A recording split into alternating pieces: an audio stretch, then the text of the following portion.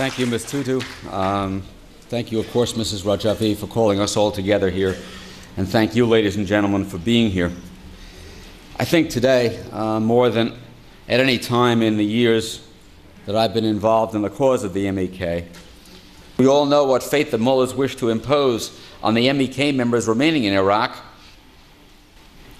The only way that their situation can be improved is to make it clear to the State Department, to the P5+1, to the United States government as a whole, that whatever happens with respect to Iran's nuclear activities, we will not permit the residents of Camp Liberty to be forgotten or regarded as an insignificant detail.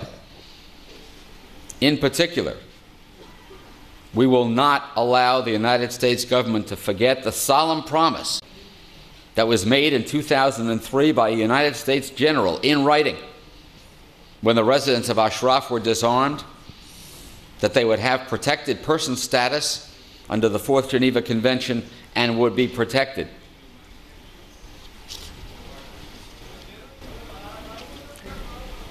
Now, Mayor Giuliani told some of the history of MEK's own contribution to detecting Iran's nuclear program. And so I hope and believe that MEK will continue to be of assistance in that respect as well, because it will, in so doing, it will help not only the world, but itself. When Iran cheats, and they will cheat, make no mistake about it, they're probably cheating even as we talk.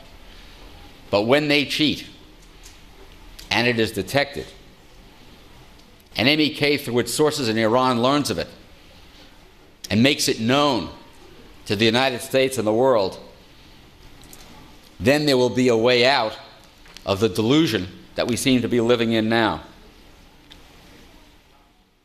So whatever grand strategy the delusional diplomats think they're carrying out, we are not going to permit the fate of the MEK residents to be treated as a secondary.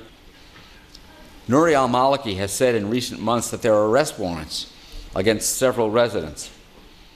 The United States cannot stand by and permit him to act on that claim and still retain any moral standing in the world.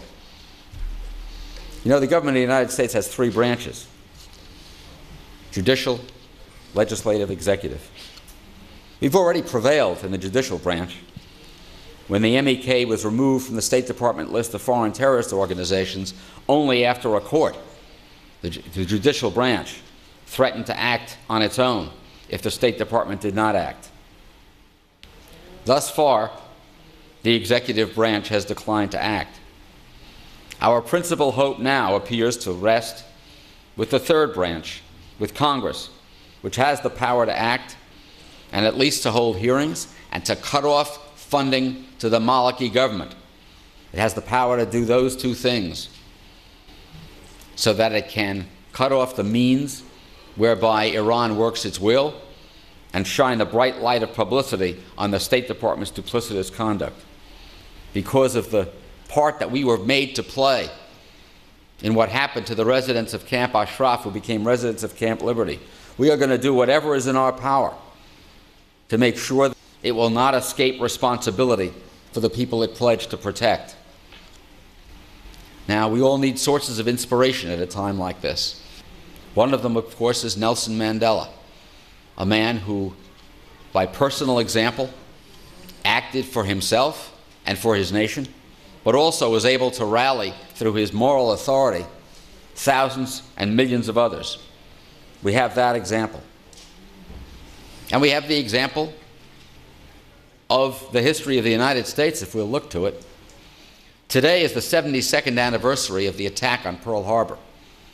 The United States was jarred into consciousness about what it had to do when it underwent that attack. And at that point, it wasn't worried about moral courage. It got up and did what it had to do. Well, it is time for us to get up and do what we have to do again.